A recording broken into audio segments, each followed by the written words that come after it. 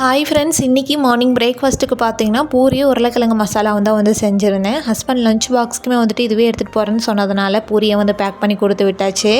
அவங்களும் சாப்பிட்டுட்டு ஒரு 9 o'clock போல் ஒர்க்குக்கு கிளம்பிட்டாங்க. அதுக்கப்புறம் எனக்குமே கொஞ்சம் வீட்டு வேலையில் இருந்தது, அதெல்லாம் முடிச்சுட்டு இந்த வாரத்துக்கு தேவையான மாவெல்லாம் அரைச்சி வச்சிடலாம் அப்படின்ட்டு காலையிலேயே பார்த்தீங்கன்னா அரிசி உளுந்தெல்லாம் ஊற வச்சுருந்தேன். நல்லா ஊறி வந்துடுச்சு. ஒருத்தங்க கேட்டிருந்தீங்க இட்லி மாவுக்கான ரேஷியோ சொல்லுங்கள் அப்படின்ட்டு. நான் 1 kg ரைஸ், அதுக்கப்புறம் 1/4 கிலோ உளுந்து, அது கூடவே 1 ஸ்பூன் வெந்தயம் ஆட் பண்ணி ஒரு 3 மணி நேரம் போல் பார்த்தீங்கன்னா நல்லா ஊற வச்சு எடுத்திருக்கேன். நல்லா ஊறினதுக்கப்புறமா ஃபஸ்ட்டு உளுந்த மாவு அரைச்சி எடுத்துகிட்டு அதுக்கப்புறமா அரிசி மாவுமே அரைச்சி எடுத்துக்கலாம். அரிசி மாவுமே லைட்டாக குறப்பாக இருக்கிற மாதிரி பார்த்துக்கோங்க. அப்போ தான் இட்லி தோசையெல்லாம் நல்லா சாஃப்டாக வரும். நான் இன்றைக்கி சாப்பாட்டுக்கு யூஸ் பண்ணுற அரிசி யூஸ் பண்ணி தான் மாவு ரெடி பண்ணியிருக்கேன். நீங்கள் இதுக்கு பதிலாக இட்லி அரிசி கூட யூஸ் பண்ணிக்கலாம். இப்போ அரைச்சி வச்சிருக்க மாவு கூட 1.5 ஸ்பூன் கல்லுப்பு சேர்த்து நல்லா கலந்து விட்டு எடுத்து வச்சிட்டிங்க அப்படின்னா ஈவினிங் போல் இட்லி பண்ணுறதுக்கு கரெக்டாக இருக்கும்.